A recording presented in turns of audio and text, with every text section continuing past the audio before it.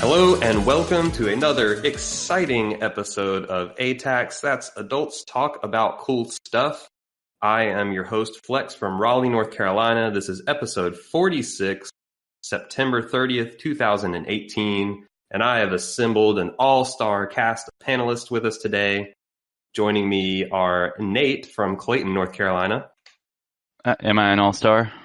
I mean, you were in Shrek, right? Yes. Uh-huh. I don't know.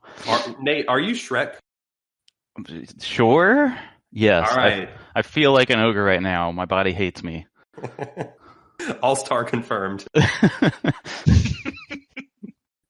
Going around the horn, we also have Will from Greenville, North Carolina. That's me. And we have Ryan from New York. I feel like a star. Perfect. Oh, yeah. That's because you are. You are the brightest star. We have assembled to talk about some games. It has been a hot minute since our last episode, and I have a feeling we've all played a good number of games, video games, that is.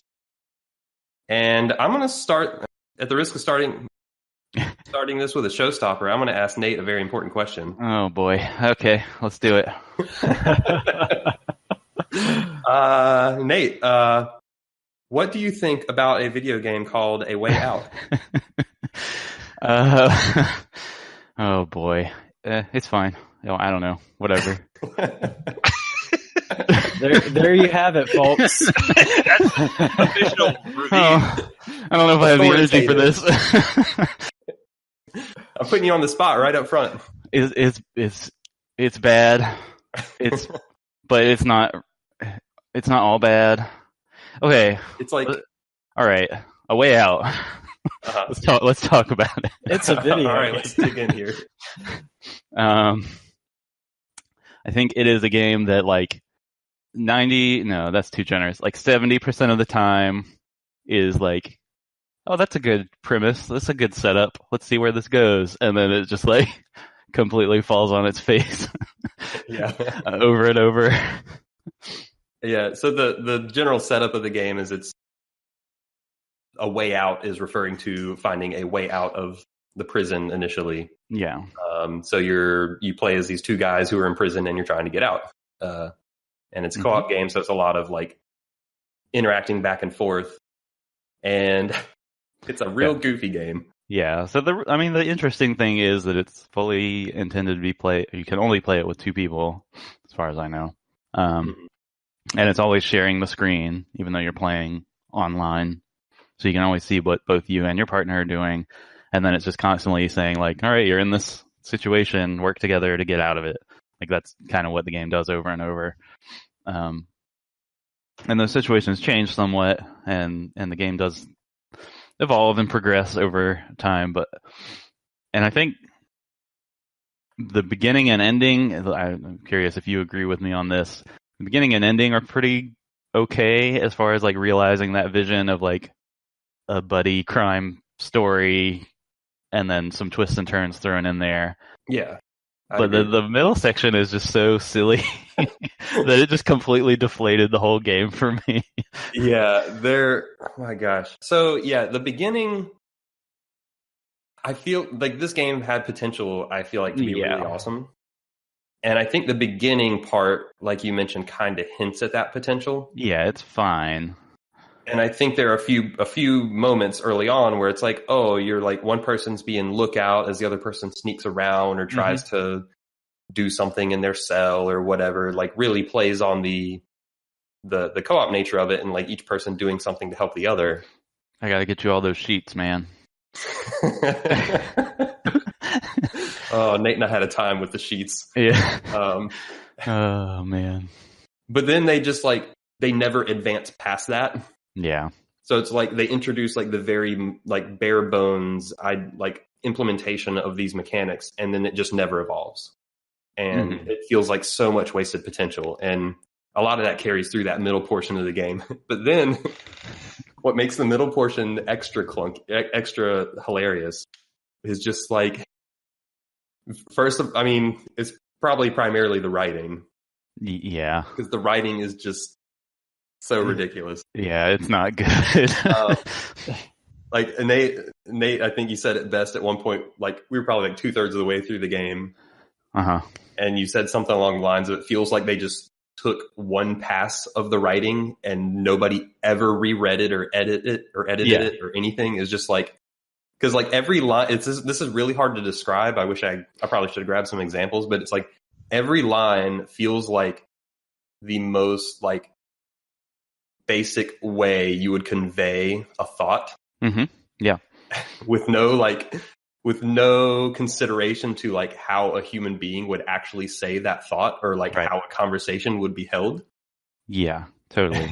It is just like the most rote delivery of things. But then also on top of that, there are just random lines that are super out of context and make no sense.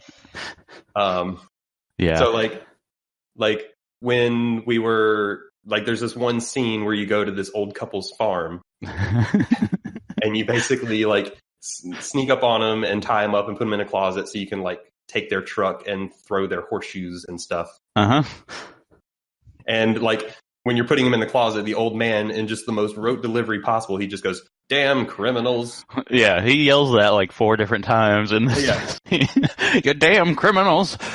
So it's like they're trying to convey that he's upset with them, and they just do it in the most just basic way possible with like the most like bland delivery. But it's like that level of writing and voice acting is so consistently on that level that like at first it was like, oh, whatever. But then like as the game went on, it just started becoming hilarious. Yeah, and as the situations got less, like that middle portion of the game, the situations all feel much less relevant to the main plot other than these two characters getting to know each other. And so they end up just feeling really disjointed and goofy even without the writing. But then that stuff just doesn't help at all. Yeah. The quote unquote interrogation scene was where I lost it. It was too much. But he literally like grabs the dude. You're interrogating this guy on top of this like construction building. Yeah, and it's the sequence of, oh, we've got him tied to a chair and we need to get him to talk. So let's wander around this environment and pick up random things and see what happens. And then you pick up his wallet, and I think after watching a video of it, I realized somewhat of what they were going for. But what we got was that I picked up the wallet and walked over to him, and my character pulls his car keys out of the wallet. He's like, "These your car keys? Are these your car keys?" And the guy's like, yeah. And they're just like, "They're gone," and throws them off the building. Yeah. What are you gonna do now? And then the guy in the chair is just like, "I'm still not talking." And then your character who threw the keys off is just like, he's just nuts. And it's like, really, was throwing his keys off the building going to get him to talk? And he didn't even like threaten. He wasn't even like, "If you don't talk, I'm throwing your keys off the building." He just threw them off, and then it was like, "What now?" Yeah. And I think what they were going for was that like there were all these different tools around the environment, and depending on which character used them, they do different things with them. And like supposed to show the characters' differences, because one of them is more of like the thinking man, and one guy's the bruiser. Basically, is how they're characterized. But even that is only so interesting. It's just, but yeah, I feel like overall, I think that game probably had an okay storyboard where you just like put it up on a wall and it's like, here's the main points, here's our pitch. Like that part's fine. But then it just felt like it was written by one dude in one pass and didn't get any editing.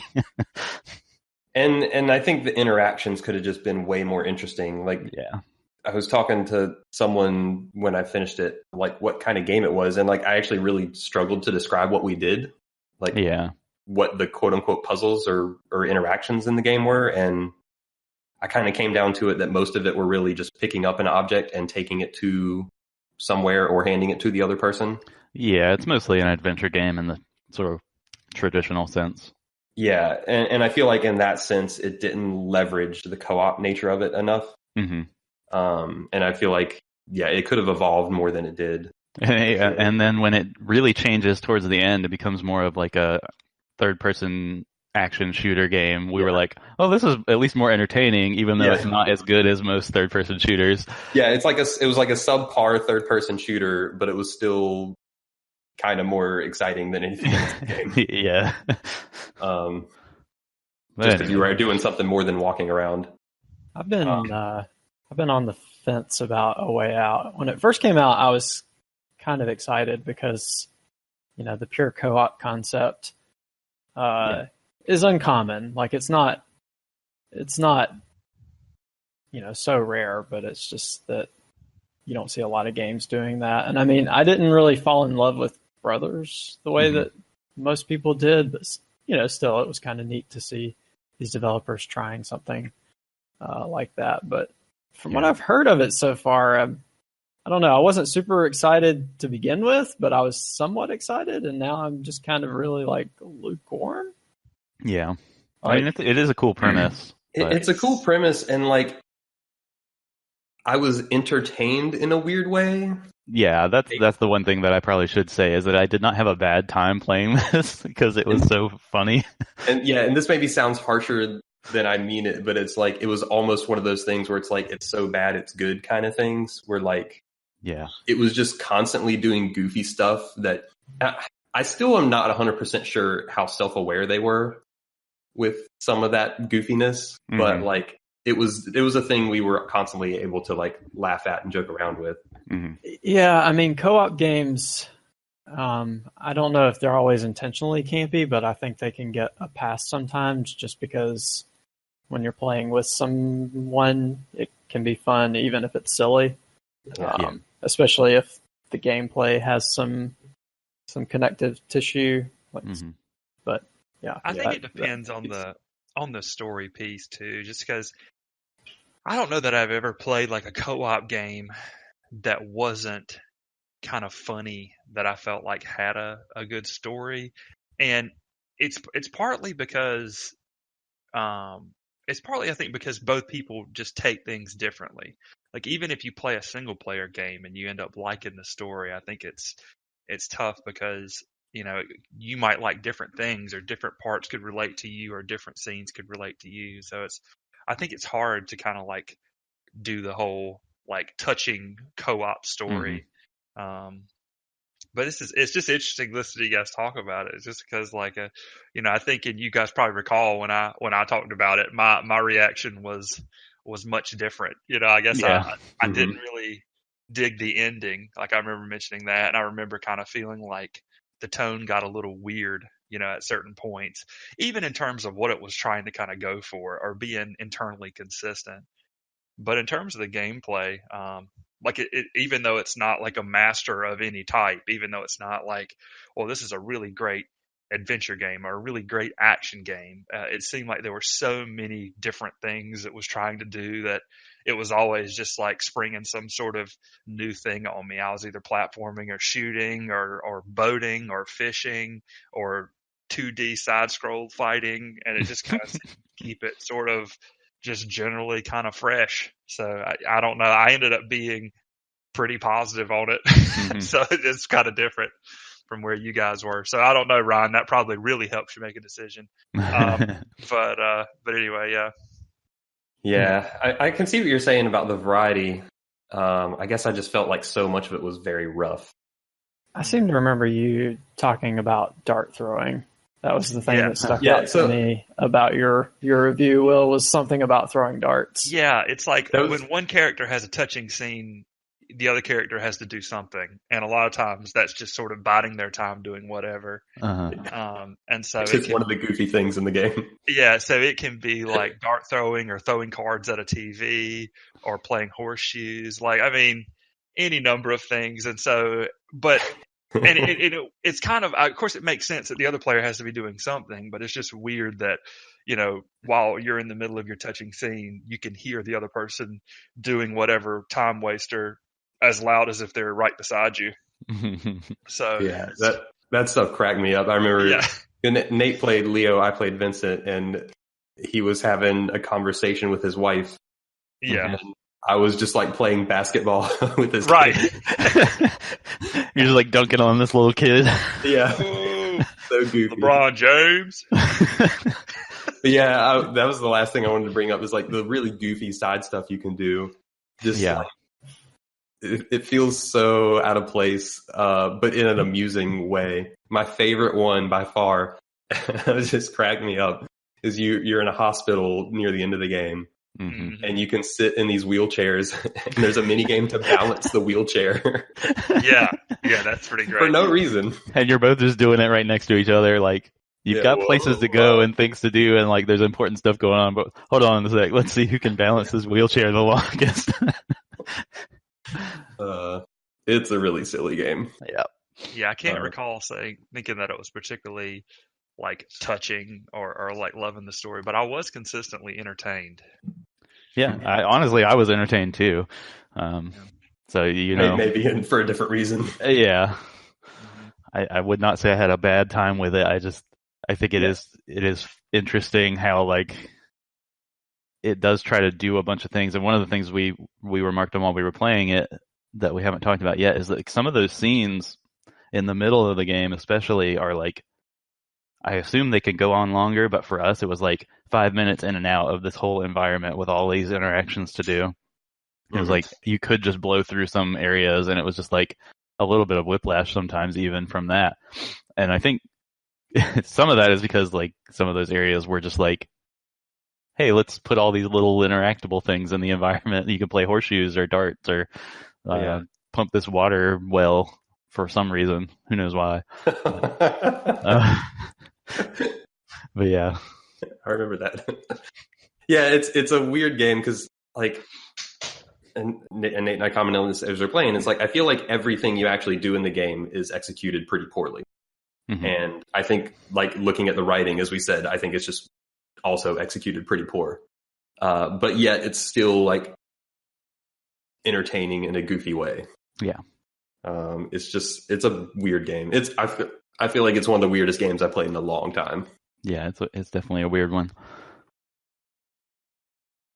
Well, unless you got any other thoughts on A Way Out. I think I'm good. All right, got that out of your system? Yeah, we can move on now. All right, close the book on A Way Out. Find a way out of it. We're gonna move on. So probably the biggest game that a lot of us have been playing in the past since our last podcast is Marvel's Spider-Man.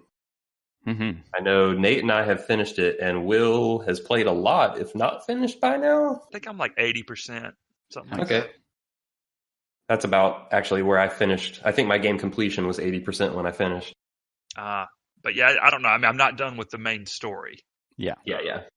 I gotcha. You think you'll get that platinum? I don't know what that entails because I don't have achievements turned on. It's just all the collect. If you get 100% game completion, you'll get it. Okay. Well, there's like 2 other random things that I didn't have, but I got the platinum without too much trouble. It's a pretty easy one from what it looks like. I just got tired of the collectible stuff, so I didn't want to do no more street crimes. I can understand. So yeah, I guess we'll start with Nate. What did you think about Spider-Man? I liked it a lot. I think it's a pretty. I mean, you can probably have seen this from all the pre-release coverage and hype that it's just a very polished take on the Spider-Man story. Dude, that game looks like money. Yeah, it just is dripping with money. It's pretty lengthy for just like a straightforward action game. It has, more depth and complexity probably than it even needs. It looks fantastic. It moves really well. It performs really well. It's just in a very expensive looking game, in a good way. Like an hour or two in, the number one thought I had about Spider-Man was like, man, this game looks expensive. So does the game have some like nice looking puddles? Yeah, the puddles are good. I have no problem with the puddles. Okay, yeah. I just wanted to make sure, because I haven't picked it up yet, and I wanted to make sure that there were some pretty good looking, like nice reflective puddles. Get your puddles work. Sorry, you may continue with the other more relevant content. I was exploring this guy's office, and you got to pick up a picture, and it was like a picture of this guy and his wife, or this guy and a friend or something. Mhm. And you could kind of turn the stick to kind of examine the picture. Mhm. And the front of the glass was reflective. And you could see like the room reflected in the glass on the front of this picture as you Yeah. moved it around, and it changed. And I Yep. was like, Yeah. man, That stuff wow. just doesn't happen that often in games. Yeah. There's so many little subtle touches like that. Like, even with like even past visually, like the voice, I don't know if you guys have noticed this, but every single voice recording from Peter Parker when you're out in the world was recorded twice. Yeah. Once for if you're swinging and once for if you're not. So this while swinging version sounds like he's, exerting himself because he's swinging. Mm-hmm. And if you're just standing on the ground, he sounds more calm and like he's not catching his breath. So Yeah, it's pretty intense. Yeah, every single line in the game that you can have in the overworld on the Which world is a map lot. is recorded twice. Yeah. And some of the stuff is like, I noticed that, and this is really kind of getting into the weeds with it, but one of the collectibles is pigeons. Yeah. Pigeons. There's 12 pigeons. And the guy who you collect them for is the voice actor for Lee for The Walking Dead. Oh, really? And so I was like, I was kind of unsure if I wanted to do the pigeons, but I was like, man, Lee, you're such a great guy. I really want to get your pigeons back. Yep. So they hired some quality voice acting, and he's just a side guy. Like, I don't even think you interact with him, but like just 5 or 6 times. Yeah, all the voice acting is really, really good, Mm-hmm. just across the board. And the writing's really good. Like, one of the things that is probably surprising if you haven't been reading about the people's reactions to this game, one thing that might surprise you to know is that, like, it's a good, well-told story. Like, from, you could say from the context of a superhero video game, that doesn't mean much, but, like, I think it genuinely is, like, a well-paced, well-thought-out, interesting mix of characters and events that progress are interesting and keep things exciting, and there's just enough mystery at all times about what's going to happen next. Like, I just think it comes together really, really strongly. Yeah, that was actually my biggest takeaway when I finished the game, because like I got kind of tired. Like, I have my gripes with some of the like mission design and some nitpicks with the combat, which maybe we can get into, and like the side stuff is kind of repetitive, and like I have some of my gripes with some of that stuff. But like when I finished the game, kind of my main takeaway was like, yeah, like that's like, I mean, I generally like Spider-Man. Yeah. But like I thought that was a really good Spider-Man story, and like they didn't go back to an origin story or anything, which I appreciated. Yeah. Because we've all seen that enough times. But it's like, yeah, they had a good cast of characters, a good flow of events, like good writing, like it was a really well done Spider-Man story. Absolutely. One of the main characters in it, is Dr. Octavius, and they do a really good job of exploring like what his motivations would be, what his anxieties are, what makes him pleased, like he's really a full character, like a fully fleshed out guy. Yeah, definitely.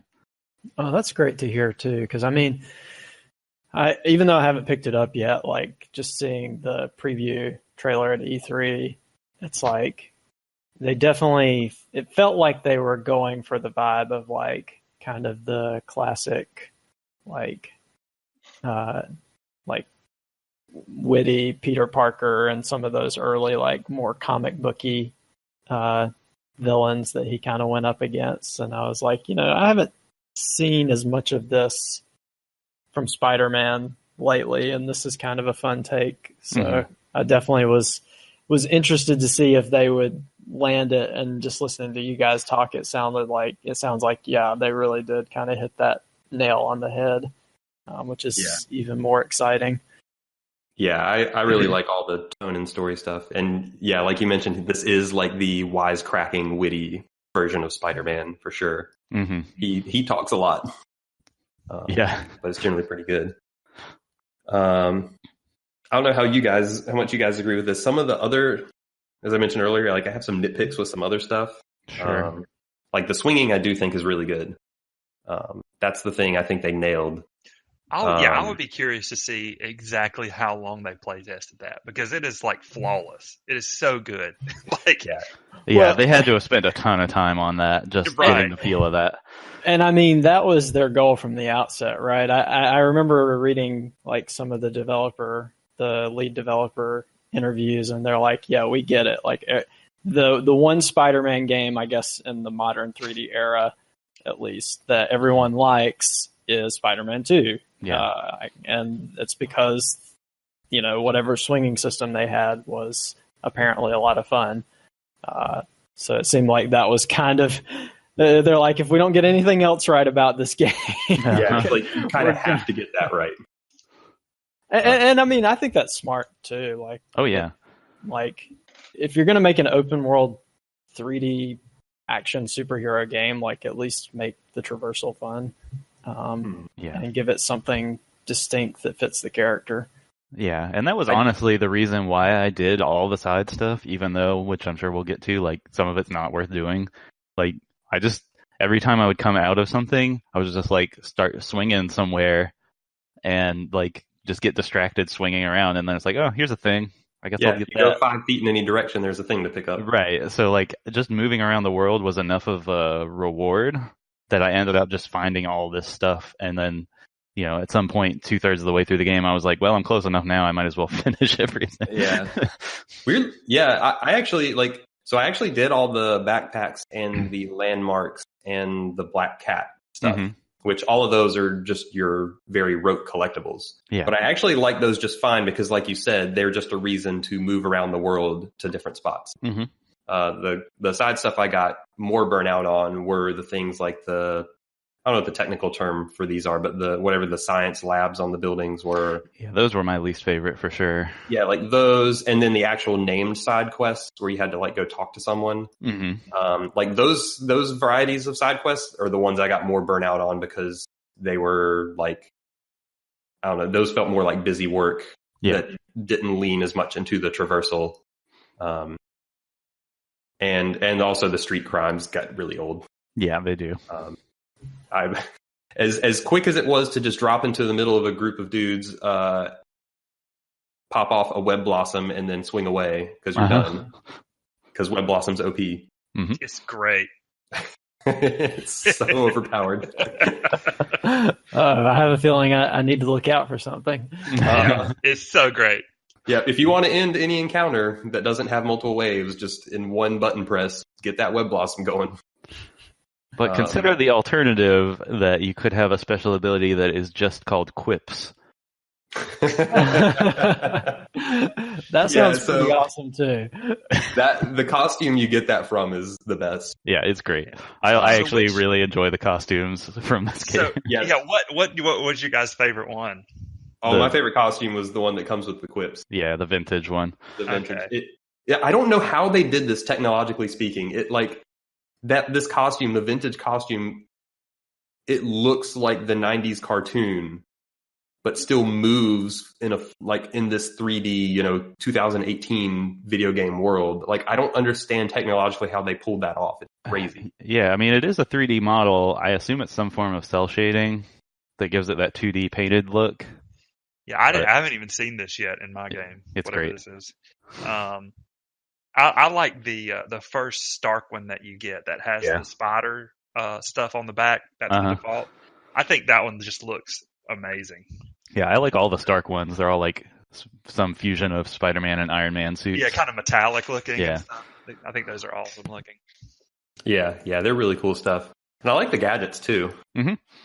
So a lot of the side stuff you do, you get these tokens that you use to buy suits and upgrade your gadgets. Like crime tokens.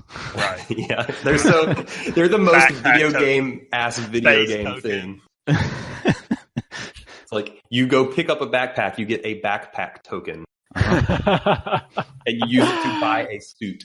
That's awesome. Yeah, it's so ridiculous, but I mean, whatever. Yeah, who cares?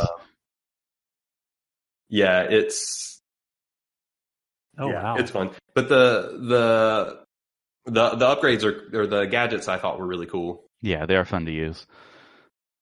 Yeah. And then I know Nate and I have talked about this a little bit, but what did both you, Nate and Will, think of? Like, how'd you guys like the combat overall? Go ahead, Will. Freaking loved it. I was all about it, and I think some of my favorite content was actually like the Fisk construction sites and the demon hideouts.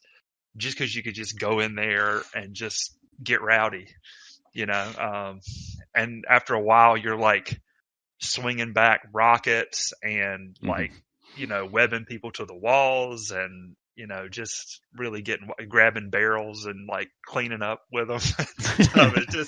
It's just like got a real good like kinetic kind of feel to it, and it's also kind of scrappy in a way, because Spider-Man's all about and so there's a lot of opportunities that you can kind of use the environment in some ways. They're like these big shelves a lot of times that you can like pull over, that are pretty cool. You can like pull those on top of dudes, and it just seems like there's always kind of like ways and good ideas for kind of being aware of what's around you to kind of use. Yeah, I thought it was. I enjoyed it overall. I like the stealth stuff a lot too. Like, yeah, that was so fun. Yeah, hanging up. I mean, the stealth. I think even more than the base combat is you can make the analogs to the Arkham games. Yeah, right. But that stuff's still fun, like slinking around up above people, like on lamp posts or whatever, stringing them up. Mm-hmm. Those henchmen are real bad at seeing things. They are really bad. Yeah, you can get pretty close to them and they don't even notice. It's pretty amusing. And they never look up. You would think they'd learn eventually that Spider-Man is usually up. Did you guys feel like the big boys in this game were like more tenacious than any heavy enemy that you've seen in the other games? Yeah. And it was so surprising when they first started coming at me. I'm like, this dude's really going for it. It's not just like every once in a while he has like a big hit. He like comes at you with like haymaker after haymaker after haymaker, and he moves a lot with each one. So yeah, really he moves quick. So you have to kind of like be careful. Like, it's pretty cool. Yeah. Cool. He would also catch those big boys would catch me a lot because, and this took me a while to adapt to, is the way the dodge works in this game is very odd compared to most action games like this. And I got hit by that haymaker so many times early on when I was trying to figure out the dodge, because they'll like if you try and like press a direction and dodge, like if you try and spam it a couple times, like it doesn't work the way you think dodges normally work, and like enemies will actually teleport to hit you, basically. Like, so like that haymaker guy, because he's always doing melee attacks, like I just remember having him with him more than other people. Like I would early on, before I'd really figured out the dodge, I'd be trying to like spam some dodges to get away, and he would literally like just, he's not actually teleporting, but he would like just slide across the ground towards me and hit me. Yeah, they make you learn. They make you learn, yeah, for sure. So like the dodge, like if you think of like a Batman game or any other general, like a God of War, or I don't know, just any general action game, like the dodge is like partially for mobility. Like you have a distant, like you cover ground when you dodge. Right. But you cover so little ground in this game that I don't think that's its purpose at all. No. And they probably like. The one thing that I can point to in this game's combat and movement is that like I would just make the dodge not move you at all. Yeah. Because it basically doesn't effectively, like in terms of actually like putting you in an advantage position of any kind. It doesn't do that unless you get the timing right on it. And you web them in the face with the dodge. Yeah. The second I made the switch in my brain to think about it as a like stationary dodge versus a movement dodge, right? Because if you think a lot better in the combat, because if you think of the counter from the Arkham games, if you press it without somebody hitting you, Batman just doesn't really do anything, right? He just stands still and he's like, "Oh, okay." Yeah. But he says that too. That's the line. He says, "Okay." They recorded that twice, once for when he's exerted and once for normal. But it's not like that's how the dodge in this game functions mechanically. It's not for movement. It's just for doing a timed perfect dodge to get a counterattack on somebody. just like in the Arkham games, but they make it move you like 1 foot over, so it looks deceptive. Yeah. It definitely does. Yeah, and that caught me a lot early on. Yeah, me too. And eventually I had to treat it like, more like the Batman counter rather than because the Batman you have both. You have a counter and you have a full dodge. Right. But I had to treat it more like the counter, even though they call it a dodge. Yeah. Do you guys feel like the takedowns were ridiculously satisfying? Yes. Yeah, they're pretty good. They're good. Especially when you build up and get to use one on one of those big boys. Oh, yeah. You like ride him like a sled. Yeah. Sure. I like the game's combat a pretty good amount. I think also some of the I felt maybe like higher difficulties you have to do more, but I fell into this pattern where like there's a lot of stuff in that game. Like there's a lot of gadgets, there's a lot of combos, there's a lot of there's just a lot of things you can do. And I felt like I didn't really make use of a lot of it. So like for me, the combat towards the end actually got kind of boring. And that's why I stopped doing the street crimes and everything. Yeah. Because it was like, I felt like I kind of just had my combat routine that I was doing over and over. And it was just like a couple moves. I mean, most effective in that game seems, and they kind of stress this early on of like, you're more effective fighting in the air. Yeah. So my combat was pretty much based around using the gadgets that instantly web them up. Like my favorite one was just the straight shooting one that would knock them back really far and web them to a wall. Web thing. Yeah. Impact web, I think it was called. There it is. But then I would just spend a lot of time like holding square to knock them in the air, juggle them in the air, pull someone else up while I'm still in the air. Just stay up there forever. Yeah, just stay up in the air and then by that time you probably have earned a takedown. Yep. Yeah. And if you dodge someone and you can dodge in the air, you dodge someone who's shooting a gun, then you can take them down. But like, a lot of the other moves I just didn't use that much. Yeah, I definitely used pretty much everything. Some because I just thought it was kind of fun to like be zipping around a battlefield and like just shooting stuff everywhere. Because by the end, you have a lot of gadgets.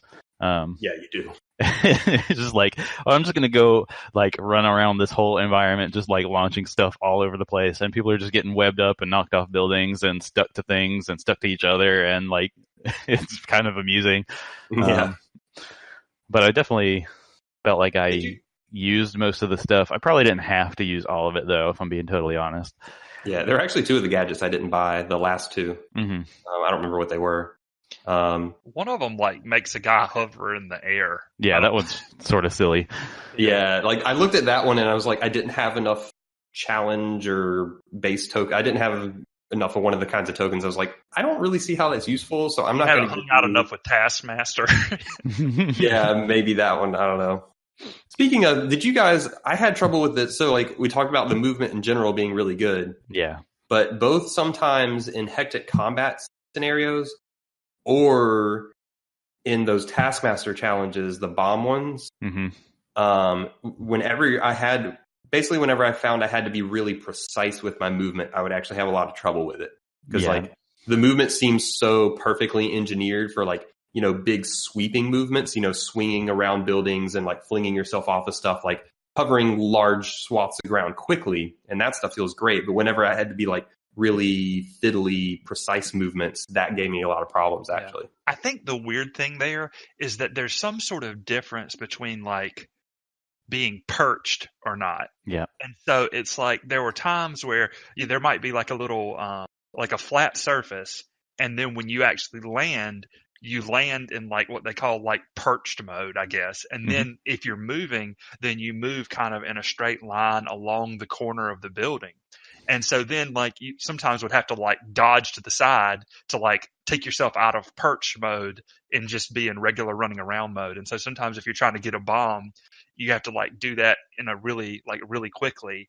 And sometimes it's not all that precise because you might dodge and then it might put you on some other surface where you're like on a corner or something. Yeah. And that also was important, like when you were doing the stealth, because like you could only do stealth takedowns if you were in perch mode. So sometimes you'd just be walking around on a building. You're like, why can't I take this guy down? And you have to click in your left stick to perch or whatever before you can take him down. And so I think that's kind of where the precision stuff gets a little confusing. Yeah, definitely. And just in general, like I was saying earlier, there's so many moves and stuff. Like the buttons kind of get overloaded. Yeah. So like, at least I found if I was in frantic combat, especially late game, because late game you're like swinging through the city and there's like just gangs all everywhere. kinds of stuff happening. Yeah, there's like rockets flying around, like electric things being shot at you, like, you know, guns and flying enemies. Yeah, jetpack enemy. Like there's just so much stuff going on that like combat can get really hectic. And I found in those situations, like it was really easy to just get tangled up in what you were trying to press because there's so many buttons. In those situations, it's really easy to click in both my sticks and use Web Blossom.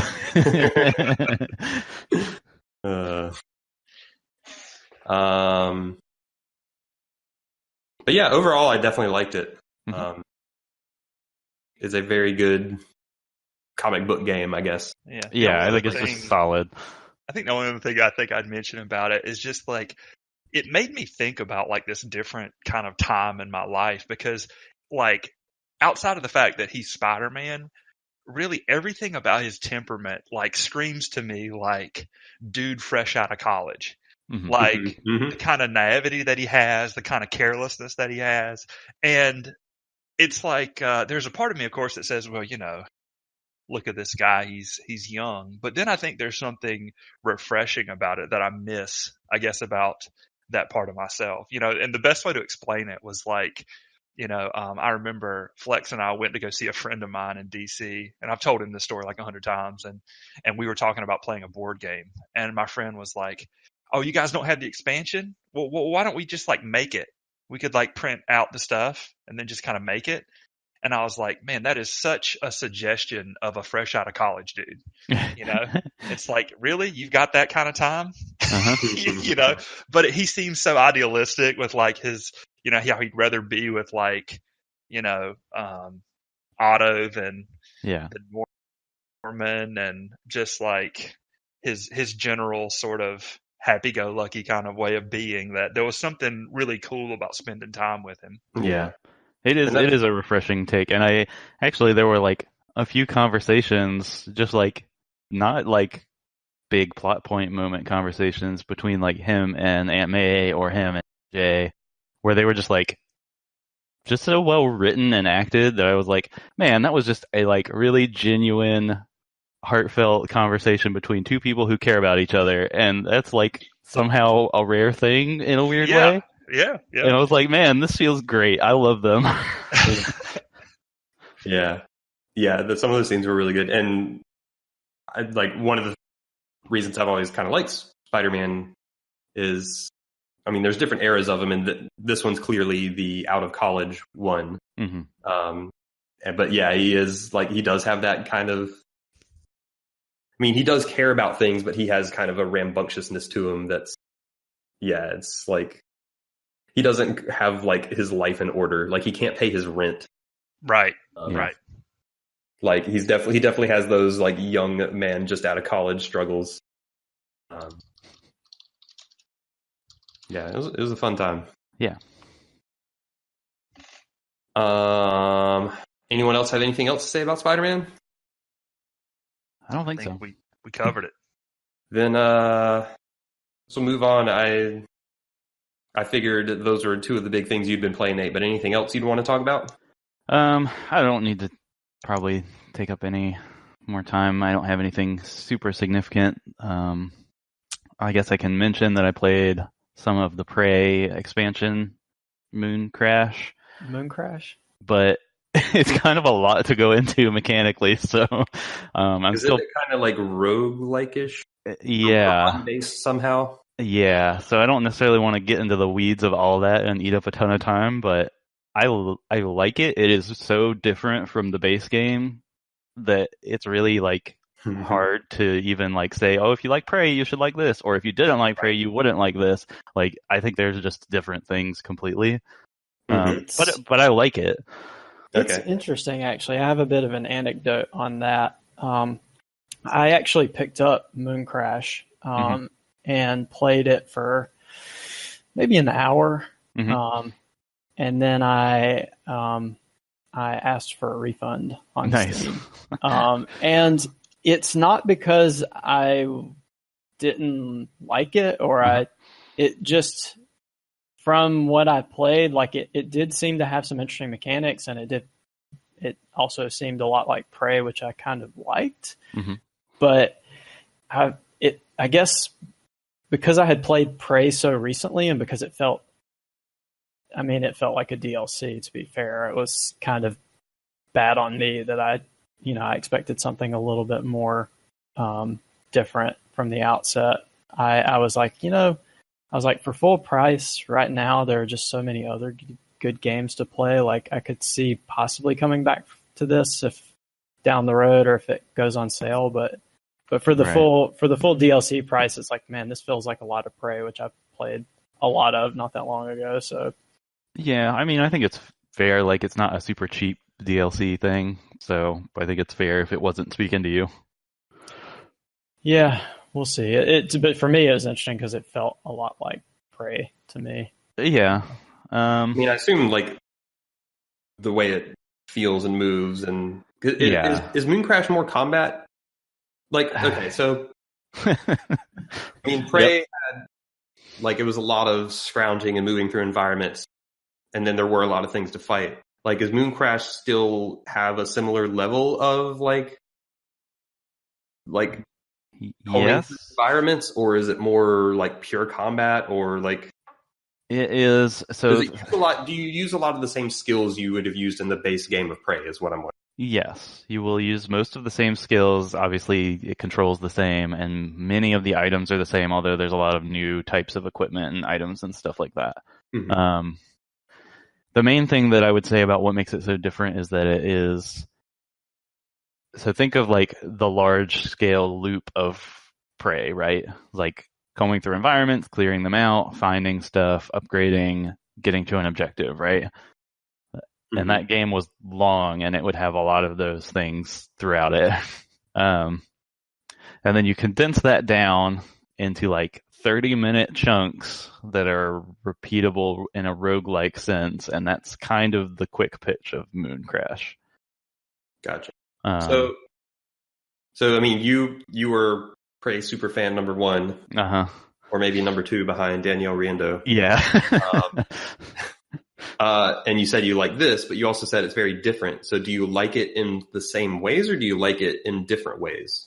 I like it in different ways because the way I played Prey was taking forever to do anything, and this game does not allow you to do that because you're on a timer constantly. Okay. So it feels very different.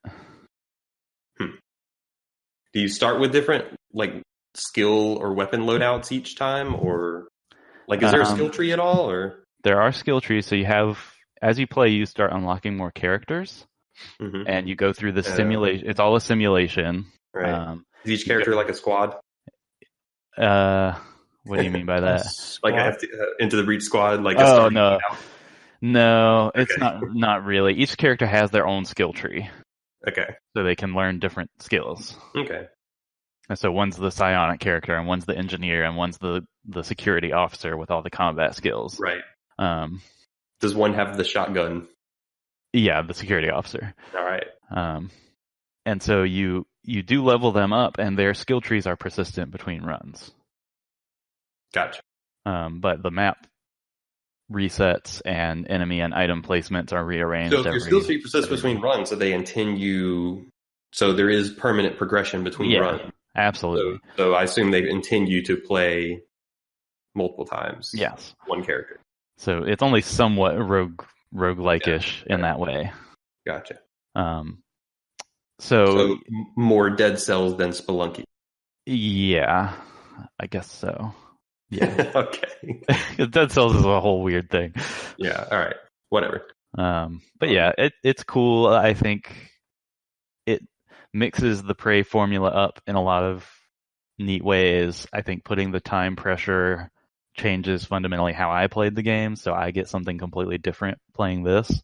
Mm-hmm. I don't know how much more of it I'll play, even though I generally enjoy it. The past few times I've tried to play, I've been kind of hitting walls and not making any progress. But I'll keep poking at it at least a little more. Is this a game you can quote unquote beat? Yeah, I'm pretty sure you can. Have you beaten it? No. Okay. But you might give it some more tries. Yeah.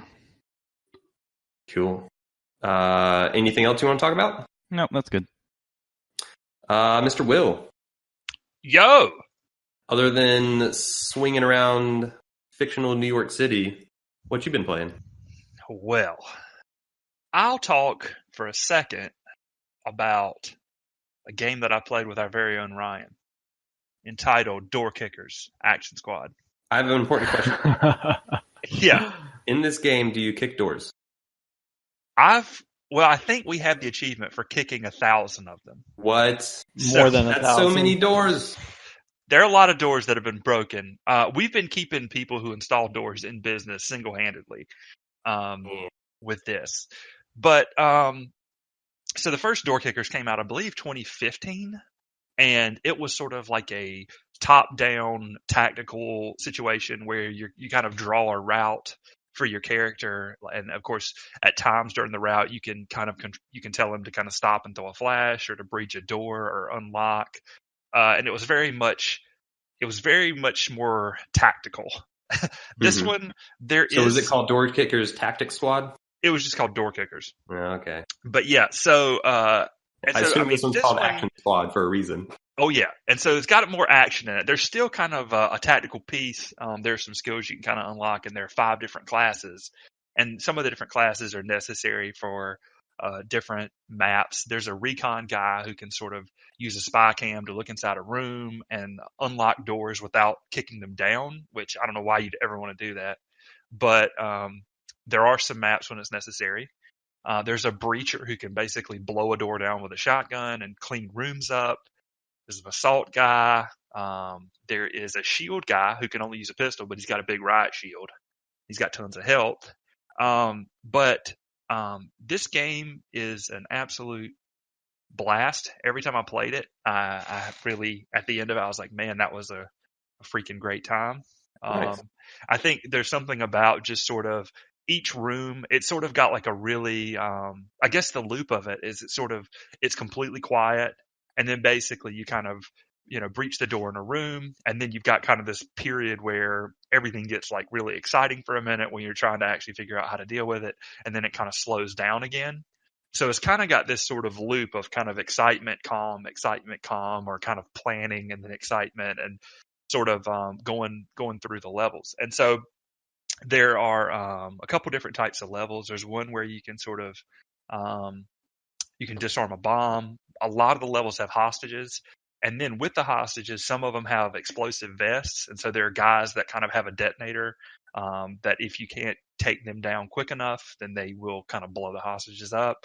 There are guys who will take the hostages hostage, which I guess already doesn't make any sense, but kind of grab them and put a gun in their head as opposed to just have them sitting in there. And then there are other speaking ones of which, go ahead. Talked about not wanting to kick doors down. Like, you want to be careful about kicking a door down when a guy's got a gun to a hostage's head. Exactly. Yeah. And then there's some guys that'll just immediately, as soon as you open the door, they'll just kind of start executing. So I guess the difference is for some of them, there's a liability that you'll accidentally shoot the hostage. And for other ones, there's a liability that if you don't take him out fast enough, he'll start shooting him in the back of the head. So depending on kind of what character you're using, you kind of want to approach these situations differently. The one aspect that I haven't mentioned is the absolutely rockin' soundtrack. It's got this sort of, I don't know, like 80s action movie soundtrack that goes on the whole time you're playing.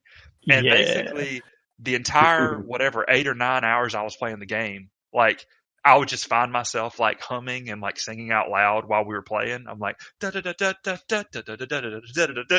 Just mission complete. Yeah. And so the only real kind of, I guess, gripes I had with it was, there are some moments where there are these brown doors that are laid flat against the background because the game is 2D. And so most of the doors you only see from kind of the side angle. So you just see them as sort of flat panels.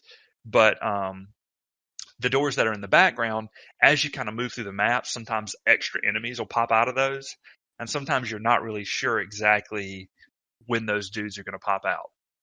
And so sometimes that can be a little rough and sometimes require a little trial and error. It's like, there's a suicide bomber who comes out of that door. Now that we know that, we can deal with it, but sometimes we'd eat a bomb to the face while we were trying to figure it out. There's also like a meter at the top of the screen as you're playing, and as you kill enemies, you build this meter up, and it's called like a tactics meter. And so you can use it to refill your health, to refill your armor. But one of the exciting things is if you actually get it all the way to the top, you can call in the sniper squad, and they'll pop guys on screen as long as you have line of sight on them. And a lot of times there are like 3 different guys. And so sometimes in these particularly precarious hostage situations, if you can't get in there and like take them out before they kill the hostages, you can call for kind of sniper support. And so trying to figure out kind of when to use that could be a really, really another kind of tactical piece to it. And then the other thing is just that it seemed like every time Ryan and I played, like we'd have at least like one disconnect. I don't know if the net code for the game is a little bit rough. That was a bummer. So sometimes that would be a little bit of a lame thing, but yeah, that sucks. But man, it was a freaking lot of fun to play this game. I don't know if Ryan wanted to add anything about Door Kickers Action Squad, but yeah, I mean, it doesn't look like much. Like when you first kind of sent it my way, I was like, you got this 2D pixely action thing, like, because Door Kickers was, I mean, I wouldn't say it's self-serious, but it's a bit more of a slow-paced tactical game that seemed to be, it was a bit strategic, like, and it didn't seem totally goofy. Despite the name, like, you would move around slowly and you were like... Yeah, you kind of didn't want to be moving in real time in that game. But yeah, and like, I don't know, it wasn't necessarily super serious, but at the same time, it wasn't like super silly either. But Action Squad, you just got this like, this like 80s guitar music with like the high pitched like wee, like all over the place, and it's like a 2D side scroller where you're playing as and I mean, even from the opening trailer, they're just like all silliness, like but it ended up, they took some of the same scenarios that you would have to deal with in Door Kickers, where like, okay, you're going into a room with no information, or like, you've got hostages in the way, and I mean, they translated some of that into kind of gameplay variety, so it ends up being less flat and predictable than you might expect from this kind of 2D like shooter. And it's co-op, which was a lot of fun. So but if you like I don't know, if you like 2D kind of action games and you like playing co-op, it's one that's worth playing. Nice. Yeah. And the other thing I was going to talk about, I was just going to do a co-op podcast this time, is talk about this Overcooked game that have been playing. Co-op podcast is your normal podcast. That's what I like. So Overcooked originally came out, and I thought it looked interesting. It was kind of a cooperative cooking game, but it only had the local co-op. Mm-hmm. And so I was interested in trying this one once I heard that it had the online co-op, and I have really, really, I've really enjoyed it. Actually, it is just as wonderfully chaotic as the first game was. Yeah, I mean obviously the story pieces of it are absolutely nonsensical, and it can be a little bit, it takes a second every time we start playing it for me to actually sort of acclimate to the hectic, frantic pace of the whole thing, because it seems like every time we first start it, it's like it makes more demands on your time than like anything else I'm playing at that point. And so I have to like get in the groove. But then once I kind of get in the groove, then I'm like, let's keep it rolling. Like I really start. Yeah, digging. we hit a good stride at some point last night. We were playing. Yeah, It's like, once you kind of like get your brain like in sync with it. yeah, but it takes a second sometimes to do It does. that. And so sometimes I think it's intense. It can be like we'll play the first level and I'm like, oh my God, I'm exhausted. And then like, we'll keep going and I'm like, all right, I'm kind of getting it. I'm kind of getting back in the groove, and hopefully kind of as we continue playing, and we only have the one act left, but maybe the next time we play, I'll be able to get back in the zone a little bit quicker. But I think that's one of the things that's really fascinating about it is that like, it really gets you in that flow space. That's sort of like, well, what do I need to be thinking about and what's next and what do I need to be working on? And you can really get in this sort of beautiful zone where you're making it work like clockwork. You're just taking care of, okay, what do we need next? Let's get it moving. What do we need next? Let's get it moving. What do we need next? And you're not like, as opposed to sort of like, I threw the meat on the floor, or I threw the bread in the water, or I threw the. That's not where bread goes. Yeah, I threw the cucumber. What are you talking about? So that can be, and I think another thing that's interesting about it is that Ryan and I played a game recently. I'm trying to remember what it was called. Something Heroes. What was it called? Something Heroes. Let me look it up real quick. Yeah, but we played a game that was very similar to Overcooked. But instead of cooking, you're basically, it's sort of like a mixture of kind of Overcooked and tower defense. So the things that you're kind of creating are, you might have to like load up these cannons, and to load up the cannons, they need to be cleaned. Then you have to make the cannonballs with gunpowder. So Monster Hunter World? Exactly. But yeah, so it's sort of similar to that. But I think the thing that was tough, the thing that was a little bit bad about it, is that once you figured out kind of what your path needed to be, No Heroes Here was what it was called. But once you figured out your path, like, well, who's going to take care of the gunpowder? Who's going to take care of this? Who's going to take care of that? Then it was just kind of executing. And I think one of the things that this one does well, even though in the moment it's kind of frustrating, is that a lot of times the maps will switch up halfway through. And so maybe at first, you're just making tacos and you've really got that taco down, but then like, maybe the whole map will switch around. And so the stuff that you were working on before, you're not working on anymore. And the stuff that your partner was working on, now he's working on the stuff that you're working on. And so it really kind of keeps the energy and frantic pace of the thing really going. So it never quite gives you a time to settle in, which kind of keeps it exciting too. So yeah, it does. And I think one of the things that makes it work so well as a co-op game is like, you kind of you were talking about like getting in that flow, and you kind of like have to get in that flow in sync with your partner. Right. So we're constantly calling out like, oh, I need chicken, I need bread, I need whatever, and like when we get synced up in that flow together, like it feels really good. Oh yeah. Because you're constantly communicating like what you need to the other person, because you cannot do it by yourself. Like that's just not possible. But yeah. I mean, I have been kind of excited to save the universe from the Everpeckish again. Or wait, there something? It's something. This time it is the Unbread. Oh no! AKA undead bread. Right. Oh man, that is one thing I did like about Overcooked is I still every now and then I have like a rotation of screenshots, and I'll see like where you're basically you go back in time, and it's like your cooperation was woefully lacking, like but this time I'm 70% sure that you're ready. Yeah, and one of the things that's pretty awesome that we've done now is like so for instance, one person might have the pots for cooking pasta and the other person might have the pasta, and apparently the throw button is a new thing in Overcooked too. So you can throw food around. And so sometimes like he'll be, Flex will be like, I need pasta. And I'll actually take the pasta and throw it into his pots across the map. And he just starts cooking immediately. It's great. Yeah, it's like, Oh snap! I'm a chef extraordinaire. But it's a blast. Yeah, I've been having a lot of fun with that. Yeah, but those are the main things I guess I want to talk about. I also finished Batman: The Enemy Within, which is weird because I didn't play the first season of the Batman game. That And this is Telltale did.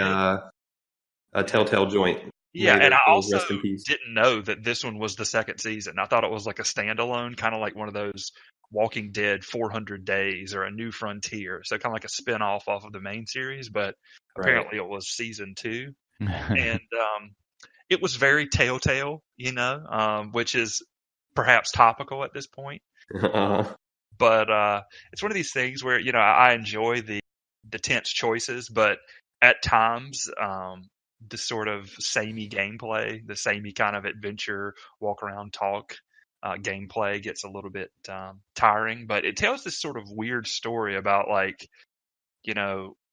this character, like what will eventually become the Joker. And you spend a lot of the game, and I think this was why it actually reviewed a little bit better than a lot of the more recent Telltale offerings, is that you actually spend a lot of the game playing as Bruce Wayne, as opposed to playing as Batman. It's probably about split down the middle. And so that kind of adds a little bit of a different kind of flavor to the proceedings. Overall, I thought it was okay, but I don't know. I just thought it might be interesting to mention since Telltale just kind of bit the dust. Yeah. Yeah. But yeah, that's the last 2 or 3 weeks in games. Nice. Ryan,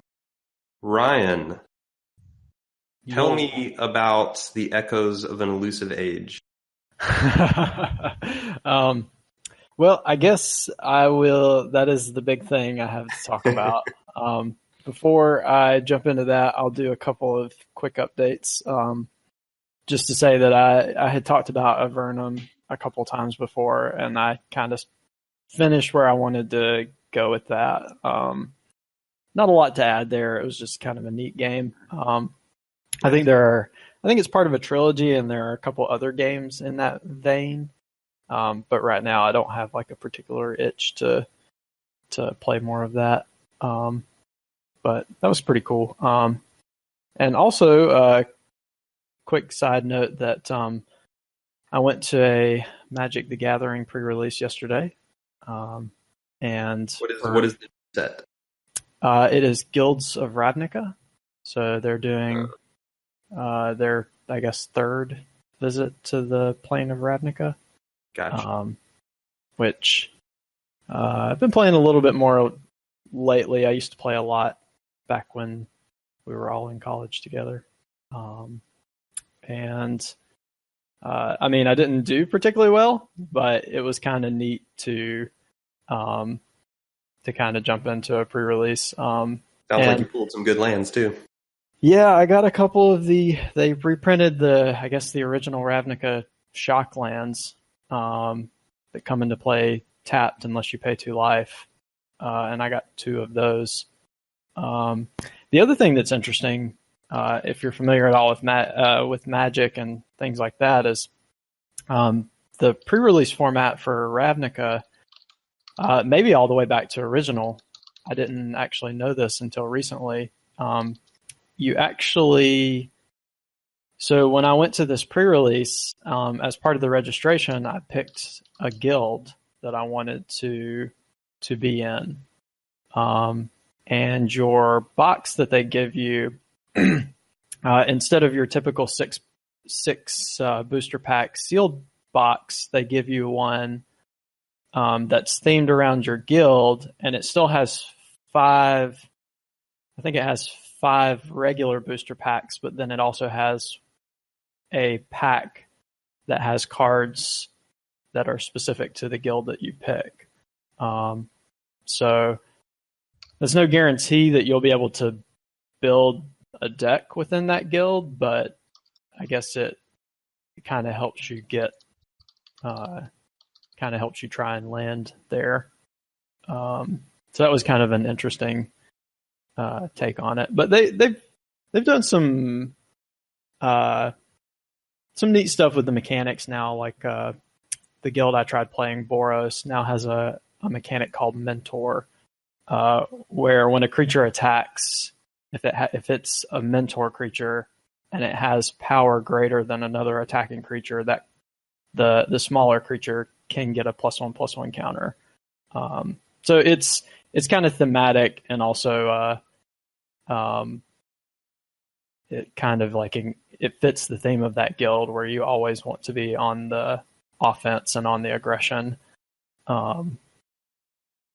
So yeah, that was kind of neat. I figured give a shout out to the pre-release. It looks like a really cool set. Yeah. Yeah, and then I guess the thing I've been playing the most though, which is the thing that you alluded to, Flex, is Dragon Quest XI, Echoes of an Elusive Age. Probably getting close to 40 hours into it. And I guess just in summary, yeah, like it's been a good time. Like it's a solid kind of RPG in that Dragon Quest formula. I definitely feel like I mean, it's been a while since I played DQ8.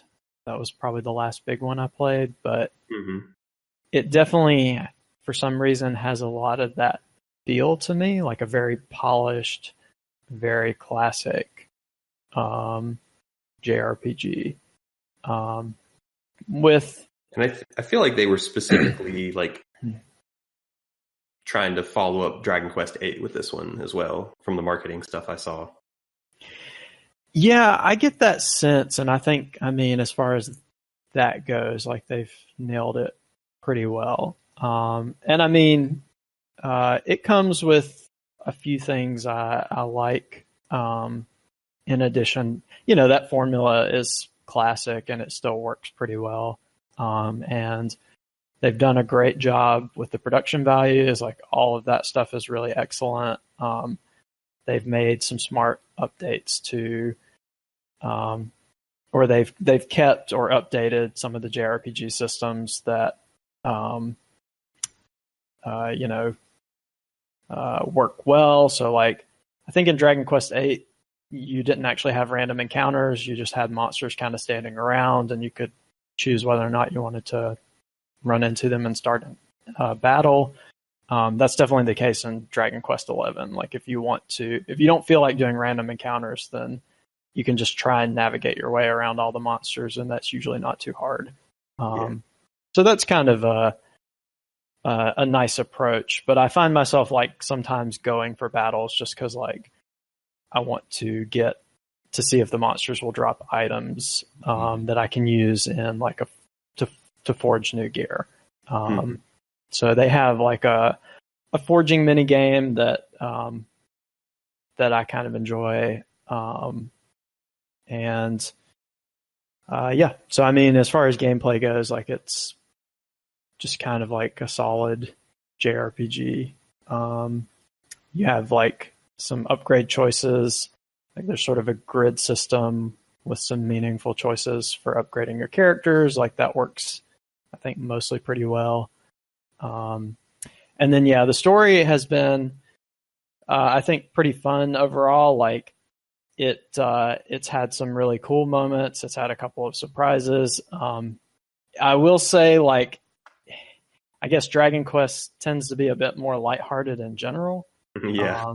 And there have definitely been some cases where that for me is a little too much. Like when, I mean, I think lighthearted is definitely can be like a good part of like well-rounded storytelling, but when it starts to kind of dip into like being like it gets so silly or so cheesy, it kind of makes you cringe a little bit. That can break the immersion a bit for me, and it does do that every now and then. Like sometimes it has the story beats. I'll be like, man, I was not expecting this kind of goofy little game to like do something pretty cool, or it'll make you laugh. But then like other moments, it's like, oh, really? Like what are we doing here? Yeah, Dragon Quest has always been predominantly like just goofy in tone. Yeah. So yeah. Overall, I've been having a. Yeah. Are you being fairly completionist with it? Like, are you doing side quests as you see them, or are you sticking mostly to the main path? Or I don't even know how much side stuff you would have seen at this point. I don't know. Yeah. I'm not being super completionist when it comes to the forging mini game. I do like to like I will like when I go into a town, I'll look through a lot of the houses to see if like there are any like because you can check bookshelves and sometimes like in the books they'll have new recipes. Like I'll do that. But then there are other mini games like that are more like scavenger hunts. Like if you break a pot, you'll find a collectible that you can trade for items, or there's the casino mini game, or there's like some stuff you can find on the world map that's like basically a collectible. And I just a lot of that stuff. It's like I'll poke around a little bit, but I don't really enjoy scouring. Doing these like hardcore scavenger hunts. That just feels to me like if I really wanted to do that, I would go look up a guide, and then it would be kind of boring and dull, and it wouldn't be too hard. Has the main like through line, because Dragon Quest games have been all over the map with this, has the main through line, like, have you found any need to grind or anything like that, or has it been pretty manageable? It's not super hard. I think I died once early on, which the early game does tend to be the harder part of those games. Mm-hmm. And that was because I stumbled into a boss fight without like healing up or prepping. Yeah. I like walked into this room, and it like triggered a cutscene in the boss fight like right away. Yeah. But did you have to? Important question for every RPG out there. Yeah. Did you have to rewatch the cutscene before fighting the boss again? No. So what seems to have happened is I lost half my gold and went back to the last save point, and it kept all the experience and items I had picked up. Yeah, that is how it too. Yeah. So it was a bummer, but it was pretty lenient in that regard. And I didn't so when you start the game, one thing that I think is a little bit different about this Dragon Quest is when you start the game, it gives you like maybe 5 or so options to change the way the game plays. And I think they're all kind of like little difficulty bump ups. So one is like, if you turn it on, low level monsters will no longer give you experience. One is like basically a hard mode where all the enemies are much tougher. And I didn't turn any of that stuff on. And these are like, different toggles you can, like modifiers you can have. Yeah. And I mean, the game definitely hasn't been a cakewalk. Like, I mean, I died by stumbling into a boss fight, so it's not like I'm face rolling everything. But at the same time, like, just in some of the extra grinding I do to try and get items out of enemies here and there, like I felt, and keeping my gear, trying to tune up my gear every now and then, but not like really having to stay on top of it. Like, I felt like most of the game has been not that hard. It's always a weird, because plenty of JRPGs have had this where you see the monsters on the field and you can choose to engage or not. And it's always like a tricky balance of like, well, do I need to engage a certain amount to stay at a proper level, or is it okay to avoid them? Like, that's always the internal debate I end up doing. Yeah, I mean, because I'm doing some of it like just along the way, like I feel like that's enough, which is a nice balance for me. Like, I think if I did skip a bunch of fights and, then maybe the next boss would push back a little harder, and it would be like, okay, I need to catch up a bit, but I haven't really encountered much of that the way I've been playing. With none of these like hard mode modifiers turned on. Right. So. Yeah, that game looks good. Yeah, I mean, it also looks like a Dragon Quest. Dragon Quest is a funny franchise for me because like whenever they come out, I'm like, that looks like a really good, well-made JRPG. I don't know that I want to spend 80 hours on a good, well-made well-made RPG. that may not do anything above and beyond. Yeah. Yeah, I mean, I enjoy it, and so if you're in the mood for a good, well-made JRPG, I'd say it's a good time for that, but it's not one that I'm not falling over myself to recommend it because, like you said, I mean, you're basically recommending an 80-hour game, or, a 60-plus hour game, and that space is it's very it's well good. Like it's a solid game. I'm enjoying it. And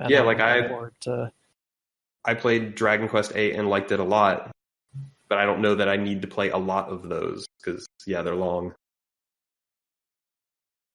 I'm glad you're enjoying it though. Yep. So I guess that's probably all of the new stuff I wanted to mention. I've been spending quite a bit of time in Dragon Quest and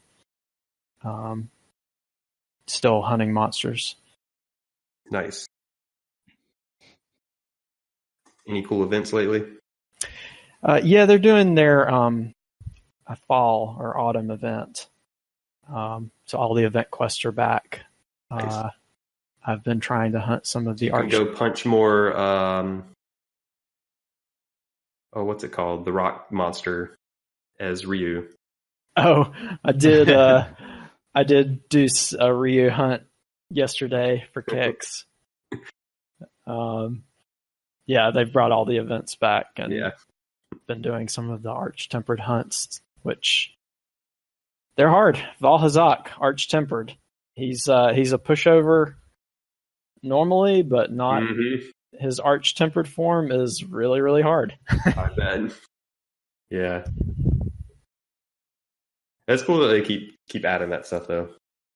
Yeah. I mean, in some ways, it's they keep just adding more tiers to the grind, but it's still cool that it's there for people who want it. Yeah. So, fun fact on that note, and then I guess, but they've announced the next two arch-tempered monsters, which were both kind of a surprise to me. So I think the next one up is going to be, if I'm not mistaken, from what I've heard, the next one up is going to be Lunastra, which is possibly going to land after the fall event ends next week. And then sometime down the road after that, the next arch-tempered hunt they're doing is Zora Magdaros. Okay. So, I mean... How will that work? I don't know, but... Load those cannons faster. I guess they're both... I consider them both surprising because, Nergigante hasn't dropped as an arch-tempered form. Lunastra is probably an easy one to do because they already did the one that's very similar, whose name I'm blanking on. Teostra. Teostra, yeah. That's true. So that's just probably an easy one for them to turn out. But Zora Magdaros will be weird.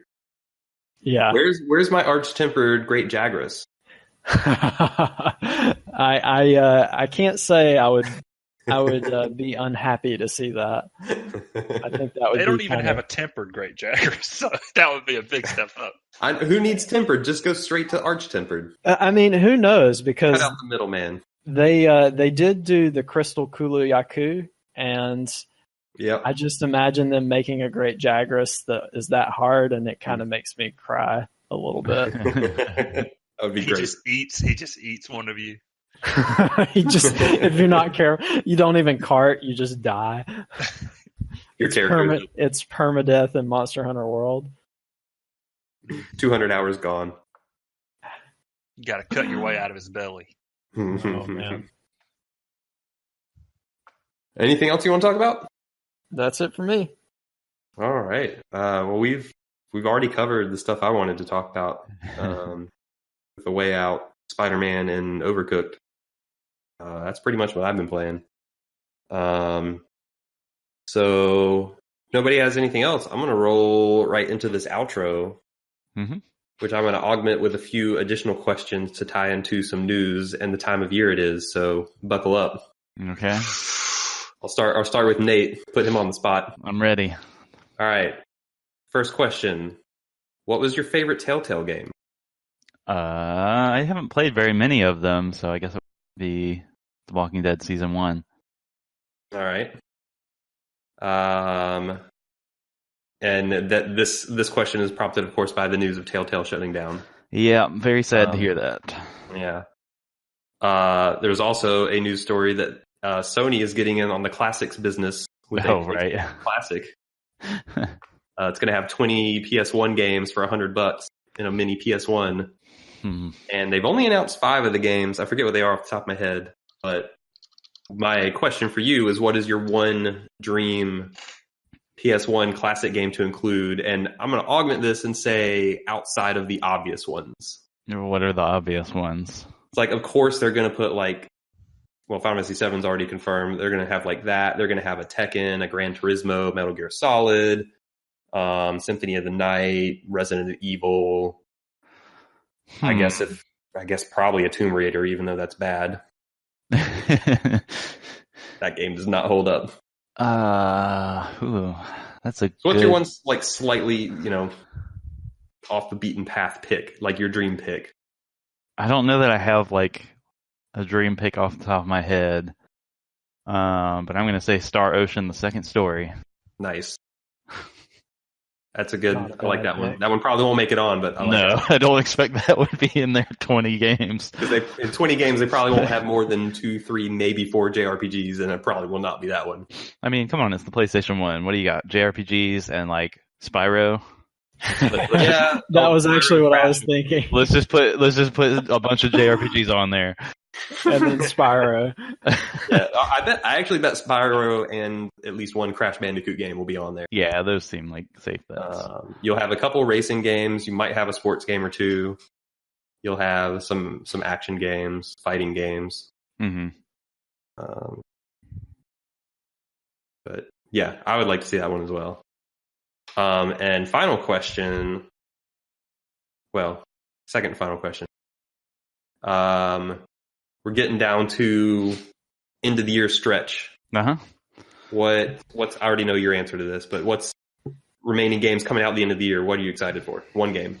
What? Only one? Only one. Super Smash Brothers. All right, moving on. And last, the usual question: what you got on your plate next? The main things I want to play more of this week are Prey Mooncrash and Bloodstained Subtitle. Curse of the Moon. That's it. Mm-hmm. How about that soundtrack? It's pretty good so far. I've only played like an hour of it, but it's pretty cool. Nice. So you're like halfway through the game. Yeah. What do you think of the bosses? The ones I've done so far are fun. Yeah. Yeah. I thought they did a good job with those. Yeah. I'll talk to you more about that game as you play more. Yeah. All right, Will, you're up. Okay. So favorite Telltale game? I've actually played a decent number of them. I mean, I played Tales from the Borderlands, a little bit of Game of Thrones, The Wolf Among Us, Walking Dead Season 1 and 2, that Batman thing, and Walking Dead Season 1 is probably still the best. All right. That's kind of the big one. Mm-hmm. Yeah. Tales from the Borderland is a strong second, though. Oh, that one was really funny. In terms of PlayStation... Yeah, did you... As someone who did not own a PlayStation 1, what's your dream PS1 pick? Played an original PlayStation. I guess, I don't know, Crash Bandicoot. All right. Get that Crash guy on there. Mm-hmm. Yeah. Put him in Mr. there. Bandicoot. I just saw that there's apparently, I was actually looking through a list and hoping that you wouldn't call on me so I could figure out what game. No. I found that The Emperor's New Groove had a game that came out. What? I have no idea what that is, but I What? think that should be on it. It's probably great. It's probably incredible. Right. It's a platformer in which the player controls Cusco from a third-person perspective. So, Llama Cusco, I'm assuming? hopefully. Yeah. But yeah, so that's that. The third question, what was the third? Oh, what one game the remainder of the year are you looking forward to?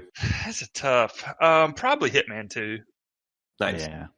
Yeah, and Other than that, And then what you got going on coming up next? I might play Shadow of the Tomb Raider next. Cool. But I still got some Spider-Man to do. Mm-hmm. I still got some web slinging to take care of. Some quips need to be made. Right. So that will probably be first on the docket is running around. And I got to see this comic book suit. That hasn't unlocked in my game yet. Yeah, dude. Check that out.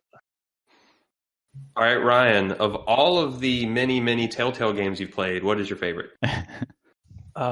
So I actually don't think I've played a proper Telltale game. That was my assumption, which is why I worded it that way. So what's your... I guess we can skip that one then. So yeah, I mean, I've played a couple games that were influenced, Dreamfall Chapters and Life is Strange, and I don't know that either of those is a resounding favorite of mine. So yeah, we'll skip it. What's your dream PS1 classic pick? If I had to pick from the PS1, it might be something like the Lunar remaster they did. Mm-hmm. Lunar Silver Star Story Complete. Although I'll say, let me just, as a tangent, like the most exciting thing they've done with these classic systems to me is something like Star Fox 2, which is like really rare and unique. Yeah. Otherwise, I haven't been that stoked about any of these systems, just for me personally. I think it would be cool if they could do something where they brought back like a game like Panzer Dragoon Saga, which I played and I thought was a lot of fun, but it's kind of like lost to the annals of history. Yeah, it would be. I've consistently thought it'd be cooler because like they all come with the standard. That's kind of why I phrase this question is like, what's your dream pick? Because like we know it's going to have the popular games.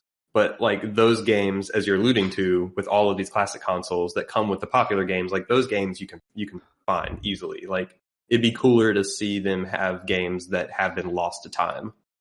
Yeah, I think that like the closest I've come to buying one of these systems is maybe like the SNES Classic, just because they truly did something unique. Like I mean, I don't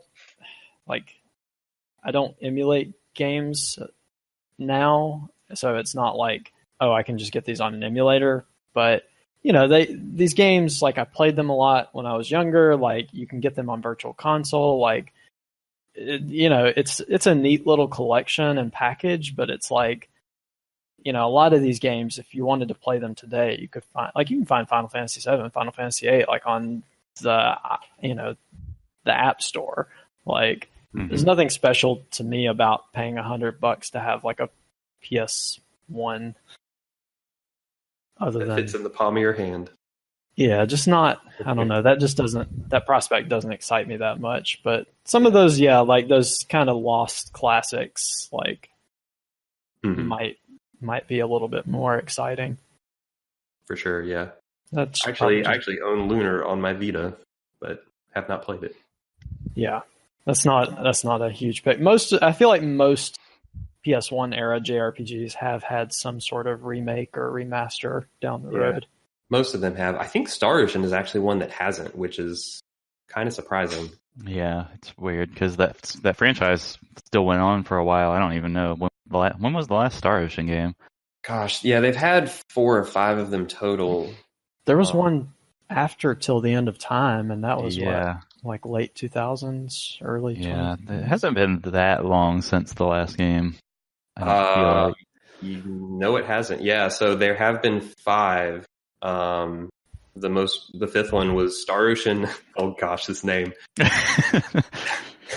JRPGs are a thing. Star Ocean, Integrity and Faithlessness. Oh yeah. Oh, that's right. It came out in 2016 on the PS4 and PS3. Probably sold 7 copies. According to Wikipedia, it sold a combined 175,000 copies in Japan as of September 2016. Okay, that's more than 7. Its Metacritic score is a 58 out of 100. Yeah. Oh, gross. Yep. That's Star Ocean. It's funny because that second game was really good, and I don't think any of the other ones have been good. Yeah, I haven't played all of them, but that seems to be the consensus. That the second one did get a PSP remake, but that's the only remake. And unfortunately for me, that's one of the few PSP games that is not playable on a Vita. But anyway, so what's your one game for the remainder of the year you're looking forward to, Ryan? I mean, if you're talking about stuff that's already out, Spider-Man is definitely. I was thinking more of stuff that's yet to come out, but that works too. Yeah, I don't know what's on my radar. You can say Smash Brothers. It's okay. We're an accepting group. I think it's awesome that they've done that. I definitely was a huge Smash player way back in the day. Just fighting games the past 5 years or so, I just have kind of been off of fighting games. Yeah. Soul Calibur 6 comes out this year. I mean, that's cool. Like, I don't really have a local group to play with. So, anywho. Yeah. We'll go with Spider-Man. Yeah, what you got coming up soon that you're playing? I assume more Dragon Quest. Dragon Quest, yeah. If by some magic I finish it or decide I want to multitask, I might actually pick up Spider-Man. That would be probably the most likely next step. But I suspect I'll be playing a lot of Dragon Quest, Monster Hunter. Sweet.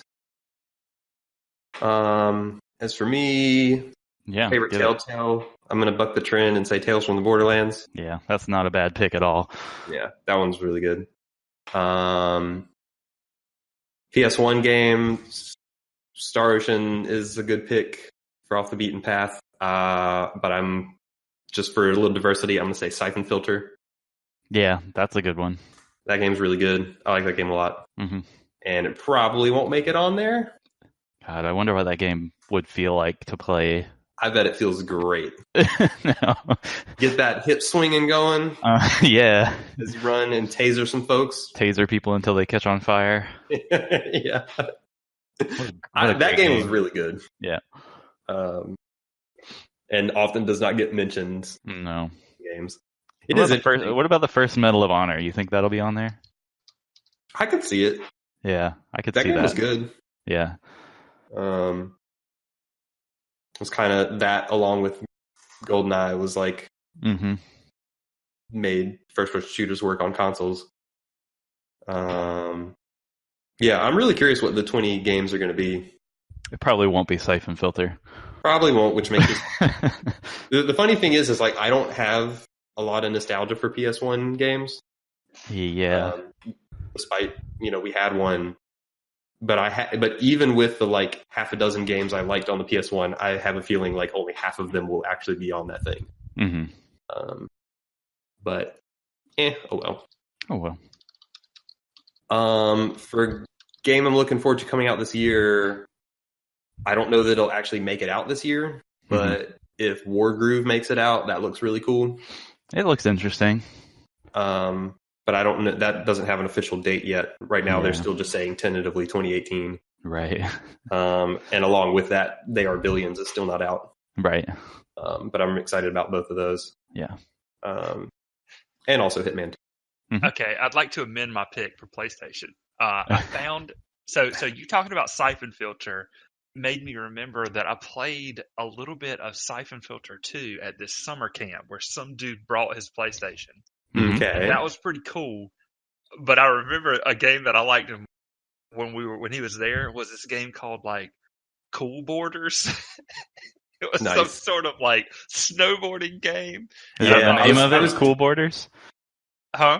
Is that the name of it? Cool Borders? Yeah, it's called Cool Borders. Nice. And I was tempted to say Too Extreme as my game. I remember it was really fun. So maybe Cool Borders. Maybe they need to get a Cool Borders on their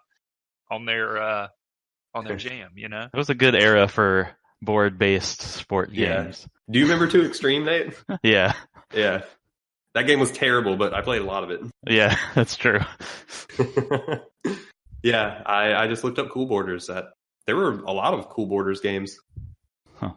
Yeah, dude. Get it in there. Put it on your PS Classic. They pick 20 games. It's like Spyro the Dragon, Crash Bandicoot, Final Fantasy VII, Medal of Honor, and Cool Borders. One, Cool Yeah. Borders 2, Cool Borders 3, Cool Twisted Borders Metal 4. will be on there. Yeah, Twisted Metal will be on there. Snowboard Kids. Uh-huh. What is this, 20 snowboarding games? Yeah. No, I'm looking at a Wikipedia page right now titled Snowboarding Video Games. Uh-huh.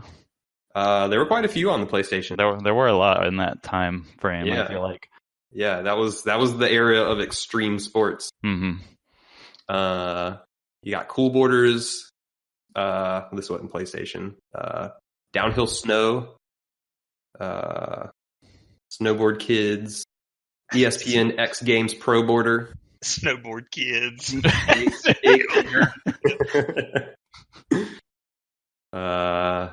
And a whole bunch of others. Nice. Yeah, that's funny. Oh, boy. And for me coming up, I've been playing The Messenger. I'm early on in that. Mm-hmm. And as Will mentioned, we've been playing Overcooked. And I'm not sure. I need to figure out something else to get into. I've been debating between a lot of the recent releases like Forza and Valkyria Chronicles 4. Yeah. But may also dive into some backlog stuff. I'm kind of debating, but I'll find something. Mm-hmm. I believe in you. I thank you, Will. It turns out there are a lot of video games. There are a lot of video games. Yeah. Kind of overwhelming sometimes, but yeah. I'll get there. But I think that's gonna make this show. Mm-hmm. This has been ATACS Adults Talk About Cool Stuff, episode 46. I have been Flex, joined by Nate, Will, and Ryan. And we are going to sign off, and we will return in a couple weeks. Stay tuned, and thanks for listening. Shablow.